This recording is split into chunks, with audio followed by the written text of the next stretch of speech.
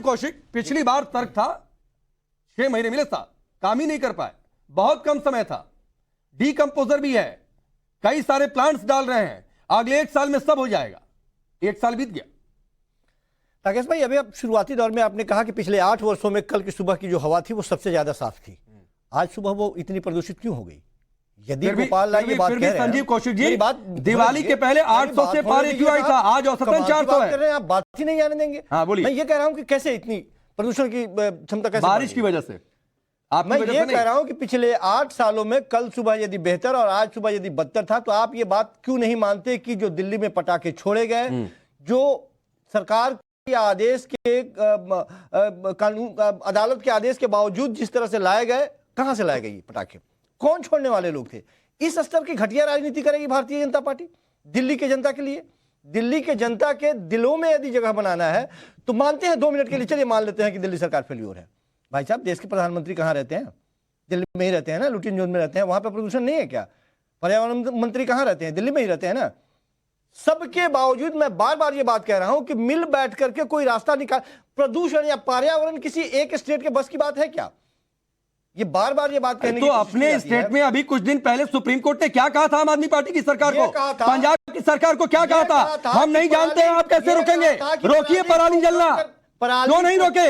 ये कहा था कि धान की खेती कम करने के लिए दूसरे फसल को प्रोत्साहन दिया जाए, बढ़ाने तो कौन रोकेगा, कौन करेगा? ये स्टेट सब्जेक्ट है कि सेंट्रल सब्जेक्ट है? तो किसका सब्जेक्ट है ये? तो एमएसपी में अरे किसका सब्जेक्ट है पहले बताइए ना, पूछ रहे हैं सब्जेक्ट है। अभी नवंबर 2022 का संजीव कौशिक हमने बयान सुनवाया, आप कह रहे दिवाली की सुबह 8 साल, ये आपको सुनाई दे गया?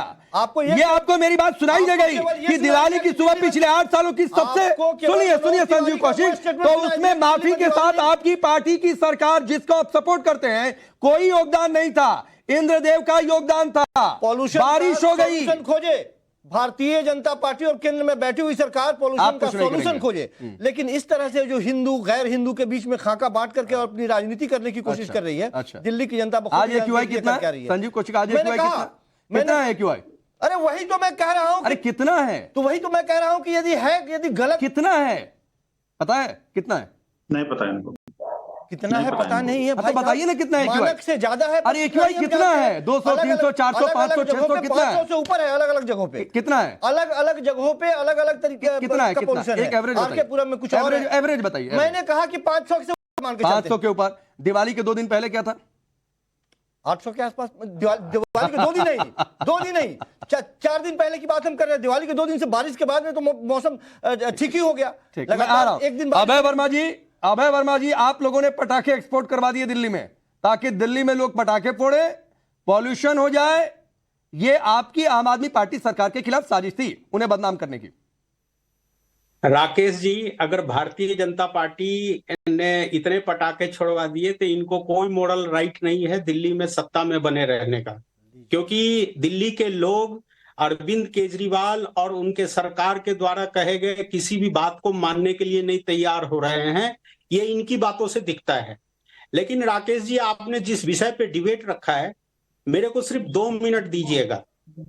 पराली जलना, पंजाब से पराली का धुआं आना, ये सब कई वर्षों से चला आ रहा है। लेकिन आज दिल्ली शहर दुनिया की सबसे प्रदूषित शहर क्यों बनी, इस पे जरूर चर्चा होनी चाहिए।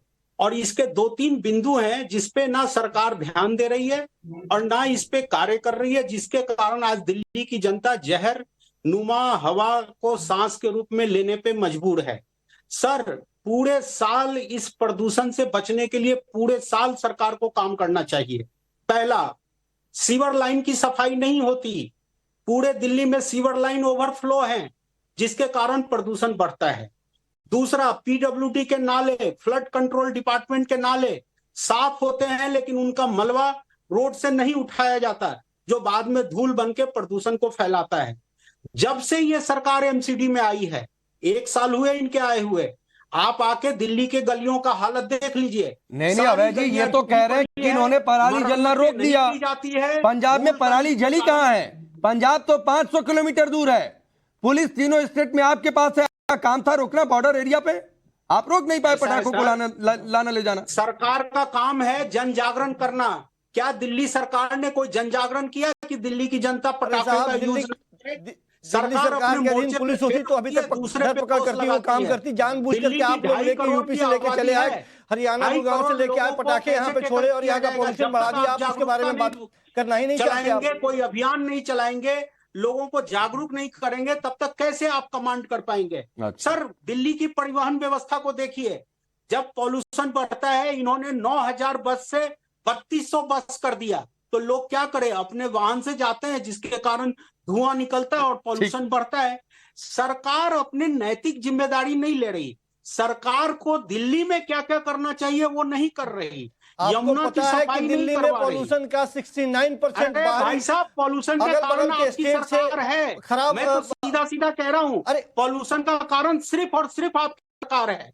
कोई भी ऐसा, जब से आप नगर 31% निगम में आए केवल हैं, दिल्ली में सारी प्रदूषण गलियां अपने टूट कारणों गई, से है, सारे बाकी नाले दुगुना जाम से है, ज्यादा सारी अगल बगल के नालियों में पड़ोसी राज्यों ओवरफ्लो हो रहे से हैं। जो प्रदूषण की सबका हवाएं आती है जिम्मेदार उसके वजह आप से हैं। होती है। आपको आप जानकारी नगर नहीं है, निगम आप में बात कर आके रहे हैं। और आपने दिल्ली की ये हालत कर दी ठीक। कि आज दिल्ली दुनिया का नोएडा में सबसे क्या हालत ठीक, है? मैं आ रहा हूँ आपको संजीव कौशिक, उन राज्यों में पंजाब पर क्यों नहीं बात करते हैं? पंजाब में तो आपकी पुलिस है ना, क्यों नहीं रोक दिया कि एक भी पराली जलने की घटनाएं ना हो?